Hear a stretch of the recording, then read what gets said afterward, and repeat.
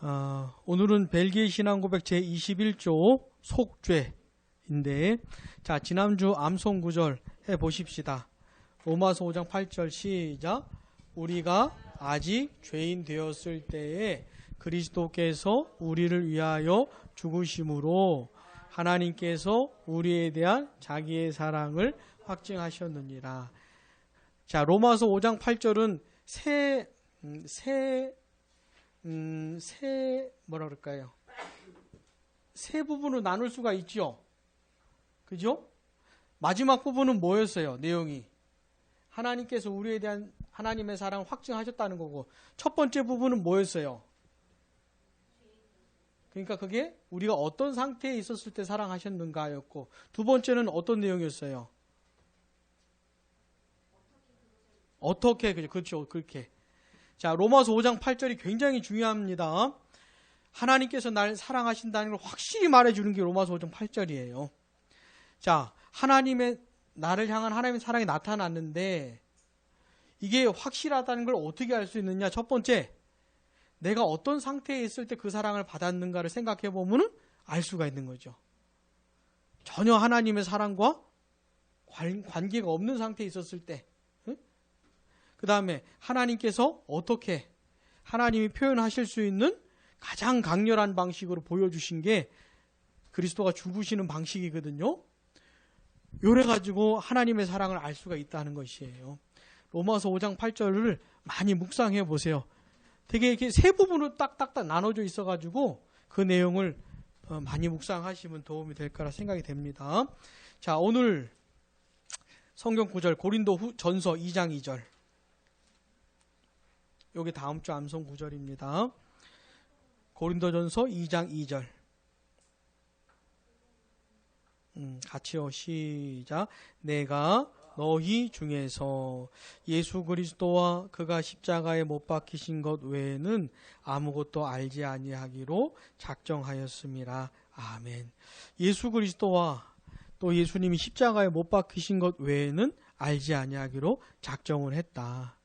바울이 이렇게까지 말을 할 정도의 내용인 것이죠. 이따가 또 보겠습니다. 자, 오늘 21조 제목이 뭐예요? 주제 제목? 속죄죠. 자, 속죄 많이 들어보셨죠? 교회 다니면서. 자, 속죄가 무슨 뜻이에요, 근데? 자, 이 속이 무슨 뜻일까요? 속. 갚는다는 뜻입니다. 갚는다는 거야. 속이 갚는다는 뜻이에요. 갚는다는 거. 배상한다는 말을 쓰잖아요. 이게 속이 갚는다는 뜻이에요.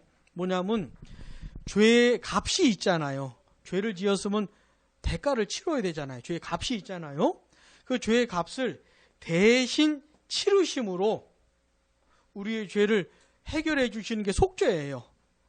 그냥 얼렁뚱땅 넘어가는 게 아니고 공의로우신 하나님이 죄에 대해서 정확히 값을 따지시고 정확히 값을 치르시는 게 속죄예요. 웃으면서 넘어가는 거 없어요. 근데 그 정확한 값을 우리 예수님이 대신 갚아 주셨다 이 말입니다. 이게 속죄입니다. 속죄. 자, 본문 들어가서 같이요. 시작. 우리는 예수 그리스도께서 맹세를 통하여 멜기세덱의 반차를 따라 임명된 영원한 대제사장이시며. 여기까지요.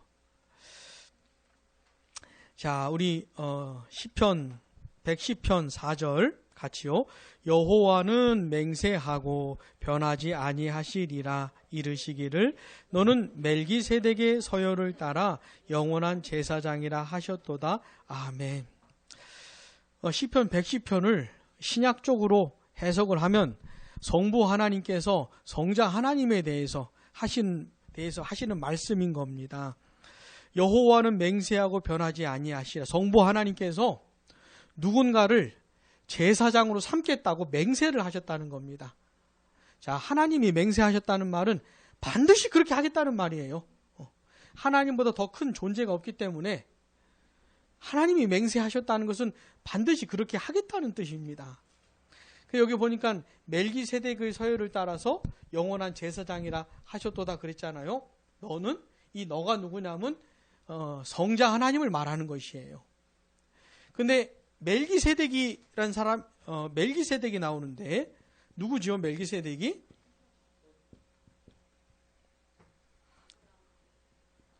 아브라함이 드렸던 11조를 받았던 사람, 존재가 멜기세덱이었고, 또요, 하나님의 제사장이라는 표현이 어디 나옵니까, 집사님? 아주 중요한, 멜기세덱에 대해서 성경은 자세히 말을 안 해줘요. 잠깐 좀 잘 모르는 존재입니다. 근데 히브리서 7장, 맞았어요. 히브리서 7장, 1절이 아닌데? 1절 맞습니까? 거기 보면 지극히 높으신 하나님의 제사장이라는 표현이 나오죠. 요 정도 아는 거예요. 멜기세덱에 대해서 하나님의 제사장이라고. 근데 여러분 그 구약시대 보면 제사장들이 많았잖아요. 초대 대제사장은 누구였어요? 그 다음 아론의 아들들이 있을 거 아닙니까? 이 제사장직이 어떻게 이어지냐면 아론이 죽으면 그 아들이 대제사장이 돼요. 이게 혈통적으로 이어지는 겁니다. 근데 이 구약의 제사장들은 다 흠이 있는 존재들이어서 무슨 제사를 드리려면 자기를 위해서도 제사를 드려야 돼요. 흠이 있기 때문에. 그리고 이 사람들은 자꾸 죽기 때문에 영원한 제사장이 못 돼요. 근데 이 순서 말고 아론의 혈통으로 난 그 제사장이 되는 그거 말고 멜기세덱의 그 서열을 따라 순서를 따라서 될 제사장이 있다 이 말입니다. 영원한 대제사장. 그분이 누구예요? 우리 예수님, 성자 하나님, 우리 예수님인 겁니다. 그래서 성부 하나님이 성자 하나님을 영원한 제사장으로 삼겠다고 맹세를 하신 거예요. 자, 우리가 예수 그리스도라는 표현을 쓰죠. 예수는 그분의 이름이고 그리스도는 그분의 직분 또는 직책이잖아요. 자, 그리스도는 무슨 뜻이라 그랬어요?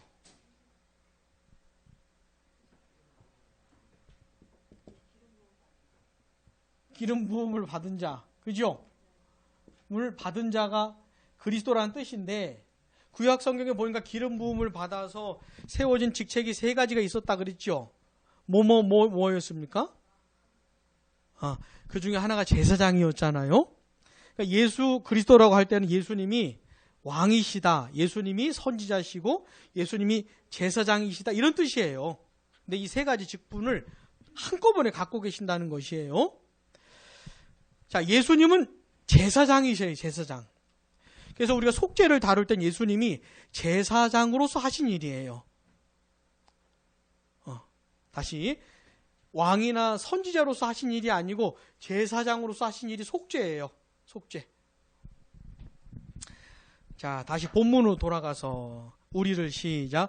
우리를 대신하여 아버지 앞에서 자신을 드리시되 십자가에서 자기 자신을 온전한 속죄 제물로 바쳐 보혈을 쏟으심으로 우리의 죄를 깨끗게 하셔서 하나님의 진노를 누그러뜨리셨음을 믿는다. 이는 선지자들이 예언한 대로 된 것이다. 성경에는 하나님의 아들이 징계를 받음으로 우리가 평화를 누리고 맞음으로 우리가 나음을 받게 되었다고 기록되어 있다. 그리스도께서는 어린 양처럼 끌려가 죽게 되셨다. 그리스도께서는 죄인 중 하나로 헤아림을 받으시고 본디오 빌라도에 의해 범죄자로 정죄되셨는데 빌라도도 처음에는 그리스도가 무죄하다고 선고했다. 예, 여기까지요. 빌라도는 누구냐면 예수님을 신문했던 재판관 역할을 한 사람이었잖아요. 자, 빌라도가 재판을 했는데 신문을 했는데 예수님이 죄가 없는 거예요. 죽일 만한 죄가 없는 거예요. 빌라도가 로마인이었는데 로마 사람은 법을 중시하는 사람들입니다. 근데 법적으로 따져봤을 땐 예수님에게 죽일 만한 게 없는 거예요. 그래가지고 처음에는 놔주려고 그랬는데 사람들이 막 억지를 부려가지고 결국 십자가형을 내린 거죠. 그러니까 예수님은 자, 빌라도가 중요한 역할을 하는 게 뭐냐면 첫 번째는 예수님은 죄가 없다. 이걸 빌라도가 말을 해요. 빌라도가. 두 번째는 예수님이 십자가에서 죽으신 사건이 역사적인 사건이라는 걸 빌라도가 증명을 해요. 빌라도가. 자, 예수님은 죄가 없는데 어떻게 됐어요? 죄값을 치르셨다 이 말입니다. 본인의 죄가 아니고 우리의 죄인 것이죠. 자, 로마서 4장 25절. 예수는 우리가 범죄한 것 때문에 내줌이 되고 또한 우리를 의롭다 하시기 위하여 살아나셨느니라. 우리가 범죄한 것 때문에, 그럼 우리가 벌을 받아야 되는데 예수님은 우리가 범죄했는데 예수님이 내주어졌다는 겁니다. 벌을 받기 위해서. 자, 로마서 5장 8절 9절. 우리가 아직 죄인 되었을 때 그리스도께서 우리를 위하여 죽으심으로 하나님께서 우리에 대한 자기의 사랑을 보시면 우리를 위하여, 이게 중요해요. 예수님이 자기 죄 때문에 죽으신 게 아니고 우리를 위해서 죽은 겁니다. 그 다음, 그러면 이제 우리가 그의 피로 말미암아 의롭다 하심을 받았으니 더욱 그로 말미암아 진노하심에서 구원을 받을 것이니 아멘. 그의 피로 말미암아, 그의 피, 그러면 죄값을 치렀다는 걸 말해주는 것이에요. 원래 예수님이 피 흘리실 필요가 없는데 우리 때문에 피를 흘리신 것이죠. 우리 때문에 죽은 것이죠. 자, 그렇게 대신 죽으신 예수님 때문에 의롭다함도 받는 거고 진노하심에서도 구원을 받는 겁니다. 자, 로마서 8장 32절. 자기 아들을 아끼지 아니하시고 우리 모든 사람을 위하여 내주신 이가 어찌 그 아들과 함께 모든 것을 우리에게 주시지? 그러니까 하나님 아버지 편에서 생각을 해볼 때 그 아들을 내주셔서 결국 하신 일이 뭐냐면 대신 죽는 거거든요. 대신 진노를 받으시고 대신 저주를 받으시고 뭐 이런 건데, 근데 어떻게 성부 하나님은 성자 하나님을 그렇게 자기의 독생자를 그렇게 내어주실 수 있을까? 그러니까 우리 편에서는 도무지 이해가 안 되는 것이죠. 그래서 이렇게 말하는 거예요. 자기 아들을 어떻게 해요? 아끼지 않았다는 거예요. 아니, 어떻게 안 아껴요? 자기 자식을 죽는 자리에 내놓는데 어떻게 안 아낄 수가 있어요? 근데 하나님 아버지께서는 조금도 아끼질 않으시고 자기 아들을 내어주셨다고 하니 도대체 우리를 얼마나 사랑하시느냐 이거요. 찬송가 304장 찬송가가 뭐죠? 그 크신 하나님의 사랑. 이 찬송가 가사 아십니까? 측량할 수 없는 하나님의 사랑. 측량할 수가 없어요. 알 수가 없어요. 하나님의 사랑에 대해서. 어떻게 자기의 독생자를 아끼지 않고 내어놓으실 수가 있는지. 응? 그럼 봐보세요. 모든 사람을 위해 내주신 이가 그다음 같이요. 어찌 그 아들과 함께 모든 것을 우리에게 주시지 아니하겠느냐. 그 아들까지도 내어주신 하나님의 사랑인데 도대체 우리에 대한 하나님의 마음이 어떻겠느냐라는 것이죠. 자, 갈라디아서 3장 12절 13절. 율법은 믿음에서 난 것이 아니니 율법을 행하는 자는 그 가운데 살리라. 여기까지요. 자, 율법을 행하는 자는 그 가운데서 살리라. 이거 맞아요, 틀려요? 자, 하나님의 율법을 100% 지키면 살아요. 영생을 얻어요. 이게 틀린 말이 아닙니다. 문제는 뭐냐면 율법을 그렇게 지킬 사람이 없다는 거예요. 지킬 수가 없어요. 자, 다음 주 우리 십계명 마지막인데 볼 건데 내용이 뭡니까? 내 이웃의 집을 뭐 하지 마라? 공부 안 해서 모르죠. 탐내지 마라. 아니, 욕심이 나는 걸 어떻게 해요? 내 마음이 욕심이 나는 걸 어떻게 해요? 그러니까 일단 우리는 마음 상태 자체가 지킬 수가 없어요. 그래가지고 율법을 행하면 되는데 할 수가 없어요. 자, 그 다음 같이요. 그리스도께서 우리를 위하여 저주를 받은 바 되사 율법의 저주에서 우리를 속량하셨으니 기록된 바 나무에 달린 자마다 저주 아래에 있는 자라 하였음이라. 아멘. 자, 율법을 지키면 사는데 율법을 어기면 벌을 받는 것이에요. 근데 율법의 저주라는 게 뭐냐면 도저히 내가 율법을 지킬 수 있는 인간이 못 돼요. 그러니까 율법의 저주를 받을 수밖에 없는 거예요. 벌을 받을 수밖에. 내 형편이 그래. 우리 형편이. 인간들의 형편이 그런데 근데 그 저주를 누가 대신 받은 거예요? 예수님이 대신 받으신 거예요. 나는 율법의 저주를 받을 수밖에 없는 인간인데 그 저주를 예수님이 대신 받으셨으니 그 율법의 저주에서 우리를 어떻게 해요? 속량하셨다는 겁니다. 건져주셨다는 것이에요. 무슨 방식으로요? 대신 막는 방식으로 저주를. 그래서 기록된 바 나무에 달린 자마다 뭐예요? 저주 아래 있는 자라. 따라해 봅시다. 저주 아래 있는 자. 유대인은 다 알아요. 나무에 달려 죽은 놈은 저주받은 놈이야. 다 알아요, 유대인들은. 근데 예수님이 나무에 못 박혔거든. 나무에 달려 죽었거든요. 그러니까 저놈은 저주받은 놈이야. 이게 되는 거예요. 자, 예수님은 저주를 받으셨다. 말이 이게 틀립니까? 맞습니까? 이게 맞는 말, 틀린 말이 아니에요. 자, 나무에 달린 자마다 저주를 받은 자라고 신명기에서 말씀을 하시는데 그대로 예수님 안에서 이루어진 겁니다. 예수님은 저주를 받은 거예요. 한두 사람의 저주가 아니고, 한두 사람이 받을 저주가 아니고 하나님의 모든 백성들이 받을 저주를 한 몸에 다 받으신 겁니다. 그러면서 원래 내가 받아야 되는데 예수님이 건져주신 것이죠. 그래서 베드로 사도는 십자가에 못 박혀 죽었다 이렇게 말을 안 하고 베드로서 2장 24절 같이요. 친히 나무에 달려 그 몸으로 우리 죄를 담당하셨으니 이는 우리로 죄에 대하여 죽고 의에 대하여 살게 하려 하심이라. 그가 채찍에 맞음으로 너희가 나음을 얻었나니. 아멘. 친히 나무에 달려. 예수님이 십자가에 못 박혀 죽으셨다는 걸 사실 나무에 달려 죽었다 이렇게 잘 표현을 안 합니다. 근데 베드로 사도는 이렇게 표현을 하는 것이에요. 굉장히 탁월한 것이죠. 나무에 달렸다 이 말 자체로 예수님이 뭘 받으셨다고요? 저주를 받으셨다는 그 말인 것이에요. 자, 우리가 예수님의 십자가를 생각할 때 이 내용을 잊으면 안 됩니다. 예수님은 대신 죽으신 것이고 위해서 죽으신 것이고 또 우리가 받아야 될 죄값을 예수님이 대신 받으신 거예요. 그러면서 우리 죄를 해결해 주신 겁니다.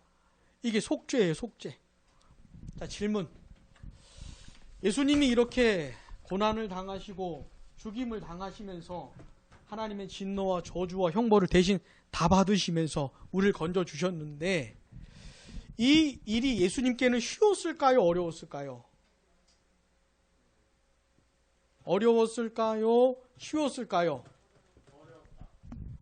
저기 우리 두 분은 어려웠을까요? 쉬웠을까요? 어디에 나와요? 그렇죠. 자, 우리 두 번째 단락 본문으로 돌아가서 두 번째 단락 시작. 그러므로 그리스도께서는 자신이 훔치지 않으신 것을 갚으셨으며 의인으로서 불의한 자들 대신하여 자신의 몸과 영혼으로 고난을 받으셨다. 아멘. 이게 예수님의 죽으심이에요. 이게. 자, 그 다음 같이요. 그리스도께서 우리의 죄로 말미암아 자신이 받으셔야 할 형벌이 얼마나 끔찍한 것인가를 아셨을 때 그의 땀방울은 마치 땅에 떨어지는 핏방울같이 되었다. 그리스도께서는 나의 하나님 나를 버리셨나이까 라고 크게 소리 지르셨다. 그리스도는 우리가 죄를 용서받게 하시기 위해 이 모든 것을 견디셨다. 아멘. 예수님이 너무너무 힘들었던 것이에요. 자, 우리가 마태복음 27장 45, 46절은 지난주 설명을 드렸죠. 모든 진노와 저주를 다 받으시면서 끝내 아버지가 아들을 버리신 것이죠. 그래서 예수님이 왜 나를 버리셨냐고 소리를 지른 거예요. 성부와 성자의 영원한 단절은 아니죠. 유일한 단절이 이루어졌던 것이에요. 응? 근데 이게 예수님이 너무너무 무서운 거예요. 아버지로부터 버림받는다는 것이 너무너무 두려운 것이에요. 한 번도 경험을 해본 적이 없어요. 예수님은 한 번도 경험을 해본 적이 없어요. 응? 그래서 이 일을 생각하시면서 예수님이 기도를 하시는데, 누가복음 22장 39절 44절 보시면, 예수께서 나가사 습관을 따라 감난산에 가시매 제자들도 따라갔더니 그곳에 이르러 그들에게 이르시되 유혹에 빠지지 않게 기도하라 하시고, 그들을 떠나 돌 던질 만큼 가서 무릎을 꿇고 기도하여 이르시되 같이요, 아버지여, 만일 아버지의 뜻이거든 이 잔을 내게서 옮기시옵소서. 그러나 내 원대로 마시옵고 아버지의 원대로 원하나이다 하시. 여기까지요. 자, 마태복음에 보면 예수님께서 겟세마네 가실 때 자기 마음이 죽을 것 같다 이렇게 표현을 해요. 자, 마태복음 26장 37절, 이게 똑같은 장면입니다. 26장 37절 보시면, 베드로와 세베대의 두 아들 데리고 가실새 고민하고 슬퍼하사 이에 말씀하시되 같이요, 내 마음이 매우 고민하여 죽게 되었으니 너희는 여기 머물러 나와 함께 깨어 있으라 하시고. 무슨 말이냐면 예수님이 너무 힘든 거예요. 마음이 막 죽을 것 같은 거예요. 너무 괴로운 것이에요. 예수님이 왜 괴롭다고요? 십자가에서 아버지께 버림받을 일을 생각을 하니 너무너무 괴로운 거예요. 마음이 힘든 것이에요. 예수님의 십자가가 예수님이 뭐 쉽게 지신 게 절대로 아닙니다. 절대로 아닌 것이에요. 너무너무 힘든 것이에요. 예수님이 이렇게 말해본 적이 없어요. 내가 죽을 것 같다고, 너무 힘들다고 이래 말해보신 적이 없어요. 딱 한 번 겟세마네 동산에서 도대체 십자가에서 죽는 게 도대체 뭐길래, 아버지한테 버림받는 게 얼마나 두려운 것이길래 예수님이 이렇게 하셨을까 생각을 하셔야 됩니다. 자, 그러면서 이제 기도를 하는 거예요. 만일 아버지의 뜻이거든 이 잔을 내게서 어떻게요? 옮기시옵소서. 십자가 내가 얼마든지 질 수 있으니까, 내가 할 수 있으니까 그건 아무것도 아닙니다. 뭐 이런 게 아니에요. 예수님이 가능하다면은 옮겨지기를 원하는 거예요. 그러니까 십자가에 못 박혀 죽기를 원하지 않는 것이죠. 예수님이 이런 식으로 기도를 해본 적도 없어요. 자, 예수님은 늘 아버지와 마음이 같았어요. 원하는 게 같았고 바라는 게 같았어요. 그러니까 이런 식의 기도를 한 적이 없어요. 아버지의 뜻이거든 이 잔을 내게서 이런 게 해본 적이 없어요. 근데 예수님이 딱 한 번 겟세마네 동산에서는 이런 기도를 드린 거예요. 아버지의 뜻하고 예수님의 뜻이 충돌이 일어나고 있어요. 지금 아버지의 뜻은 뭡니까? 아들이 십자가에 못 박혀 죽는 게 아버지의 뜻이고, 아들은요 그렇게 하고 싶지가 않은 것이에요. 그러나 뭐요? 내 원대로 마시옵고 아버지의 원대로 되기를 원하나이다. 놀라운 기도죠. 예수님의 뜻이 확고해요. 진짜 막 너무너무 확실해요. 죽고 싶지 않아요. 십자가 지고 싶지 않아요. 그러나 나의 원대로 마시고 아버지 원대로 되기를. 자, 이 기도가 얼마나 힘들었는지 천사가 하늘로부터 예수께 나타나 힘을 더하더라. 그 다음 같이 읽어볼게요. 예수께서 힘쓰고 애써 더욱 간절히 기도하시니 땅에 떨어지는 핏방울같이 되더라. 땀이 땅에 떨어진 핏방울같이 되더라. 이게 무슨 말이냐면 예수님이 지금 진액을 쏟는 기도를 하고 있는 것이에요. 자기 뜻을 꺾으려고. 자, 십자가에 못 박혀 죽기 싫다는 자기 뜻을 꺾으려고. 예수님이 만약에 자기 마음대로 했으면 어쩔 뻔했어요. 이 뜻을 꺾으려고 사력을 다해서 기도하는 거예요. 그러니까 자기 뜻을 꺾는 게 이렇게 힘든 거예요. 자기 뜻을 꺾고 아버지 뜻에 순종하는 게 이렇게 힘든 거예요. 그러니까 이렇게 기도를 하는 겁니다. 예수님이. 감사하게도 예수님이 이 기도에서 승리를 하신 거죠. 자기 뜻을 꺾고 아버지 뜻에 순종하기로. 잊지 마셔요. 예수님이 십자가에서 돌아가신 건 쉬운 게 절대로 아니었다는 것. 우리는 늘 너무 자주 들어가지고 예수님 무슨 가뿐하게 하신 것처럼 생각을 하는데 그런 게 아니고 너무너무 힘들었지만 아버지 뜻이 분명하니 자기 뜻을 꺾고 아버지 뜻에 순종을 하신 겁니다. 그러기 위해서 사력을 다한 기도가 있었던 것이에요. 그리고는 그 이후에 벌어지는 모든 일들을 다 감당한 겁니다. 다 감당한 것이에요. 겟세마네 동산에서 기도해서 승리한 이후에 이 나머지 과정을 다 감당하신 겁니다. 묵묵히. 예수님이 그렇게 대신 죽으심으로 우리가 죄 사함을 얻게 된 것이죠. 자, 마지막 단락. 본문 마지막 단락. 그러므로 시작. 그러므로 우리가 사도 바울과 같이 말하는 것은 당연하다. 우리는 예수 그리스도와 그가 십자가에 못 박히신 것 외에는 아무것도 알지 아니한다. 우리는 우리 주 예수 그리스도를 아는 지식이 가장 고상하기 때문에 모든 것을 배설물로 여긴다. 아멘. 이게 맞지요? 자, 그리스도의 십자가 사건을 정말 정확히 이해한 사람이라면 예수님이 왜 그렇게 죽으셨고 어떻게 이 힘든 일들을 감당하셨고 자, 이런 것을 우리가 정확히 안다면은 이 예수님 외에 예수님과 예수님의 십자가 외에 뭘 자랑하겠어요? 뭘 말해주겠어요? 이게 가장 중요하게 여겨지겠죠. 그리스도를 아는 지식이 가장 고상하다는 게 무슨 말이냐면 가장 탁월한 것을 말해요. 이렇게 말을 할 수밖에 없겠죠. 자, 그 다음 같이요. 우리는 그리스도의 상처 속에서 모든 위로를 발견하고 아멘. 이 문장 맞지요? 그리스도의 상처 속에서 모든 위로를 발견한다. 그리스도의 상처 속에서 모든 위로를 발견한다. 그 다음 같이요. 따라서 하나님과 화해하기 위해 이렇게 단번에 드려진 유일무이한 희생 외에 다른 어떤 방법을 찾거나 발명할 필요가 전혀 없다. 왜냐하면 한 번 이루어진 이 희생을 통해 성도들이 영원히 완전해지기 때문이다.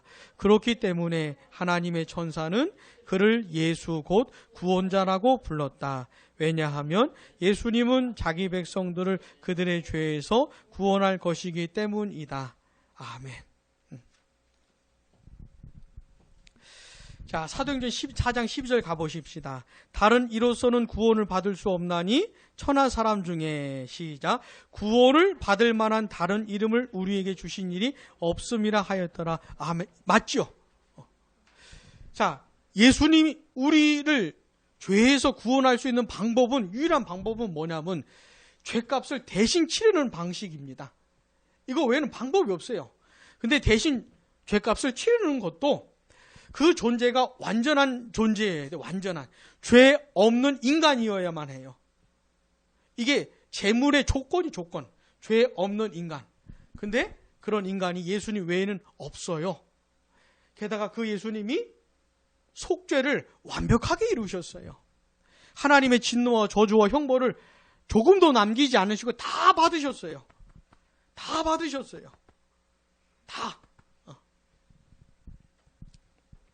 그래서 구원을 받을 만한 다른 이름을 주신 일이 없다는 것이죠. 자, 우리 빌립보서 3장 가보십시다. 나는 시작. 나는 8일 만에 할례를 받고 이스라엘 족속이요 베냐민 지파요 히브리인 중에 히브리인이요 율법으로는 바리새인이요 열심으로는 교회를 박해하고 율법의 의로는 이게 뭐냐면 사도 바울이라는 사람이 예수님을 만나기 전에 예수 그리스도를 알기 전에 자기가 뭘 자랑하고 무엇에 자부심을 느끼고 살아왔는지를 쭉 설명을 해준 거예요.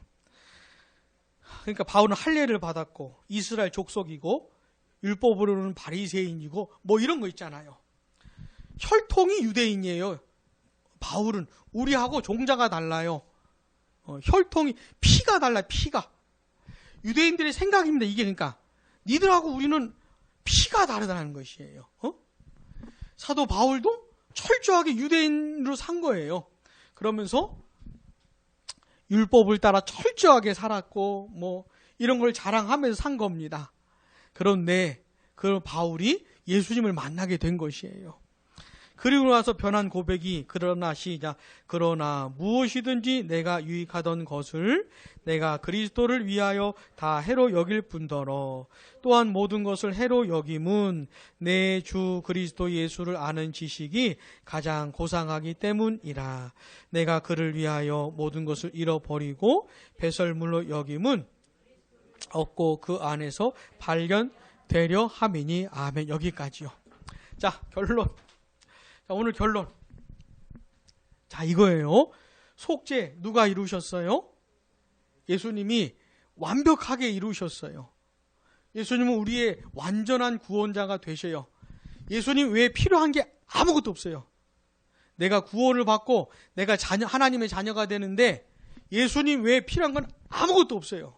자, 그 예수님을 발견한 사람이 뭐라고 고백을 하는 거냐면 예수님을 아는 지식이 가장 탁월한 것이구나.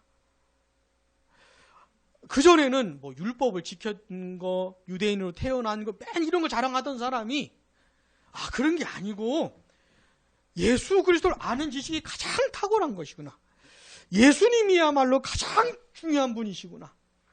이 사실을 발견하고 나서 바울이 그전에 자랑하고 내세우고 아마 바울이 그 당시엔 명함이 없었겠지요. 아내에게 명함 만든다면 여러분 명함 있습니까? 명함이 있지요. 직장생활 하시면 명함이 있을 거 아니에요. 자, 거기 뭐라고 넣습니까? 명함에 한 몇 줄 들어갑니까? 어떤 사람은 뭐 소개할 게 엄청 많아요. 어디 학교 졸업했고 뭐 어디 회사 하여튼 엄청 많아. 나열할게. 자, 이렇게 살던 바울이 그리스도를 만나고 나니까 이거는 아무것도 아니라는 것을 알게 된 것이에요. 오히려 이런 것들이 나한테 해가 된다는 걸 알게 된 것이에요. 그래서 이걸 어떻게? 배설물로 여기겠다는 겁니다. 왜요? 그리스도를 발견하기 위해서, 그리스도를 더 알기 위해서, 또 그리스도 안에 자기 자신을 발견하기 위해서. 자, 결론. 우리 앞으로 신앙생활하는 내내 우리의 초점이 누구에게 있어야 될까요? 예수님에게 있어야 돼. 예수님에게. 평생을 다 쏟아서 예수님을 알아가고 예수님을 닮아가고 예수님을 사랑하고 자, 그렇게 예수님을 알아가면서 예수님을 알아갈 때 내가 진짜 예수님을 만나고 예수님을 알게 되었다면 나에게 반드시 생기는 변화가 있어요. 그게 뭘까요? 딱 사도 바울처럼 변하는 거예요. 예수님이 최고구나. 이분이 가장 귀한 분이구나.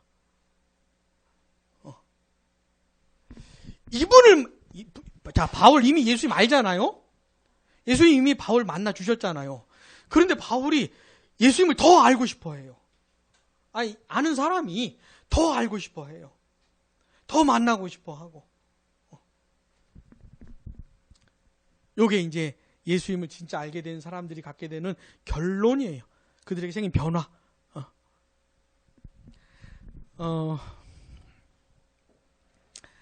이렇게 많이 피곤하신데도 함께 해서 너무 좋고, 자, 딱 하나만 기억합시다. 딱 하나만. 예수님을 진짜 알게 되면 알게 되는 사람이 생기는 변화가 뭐라고요? 예수님이 가장 귀한 분이구나. 나한테 예수님이 가장 귀한 분이구나. 이분 없으면 안 되는 거구나. 이런 결론이 생겨야 돼. 이런 결론이. 그렇게 되기를 바래요. 자, 기도하겠습니다.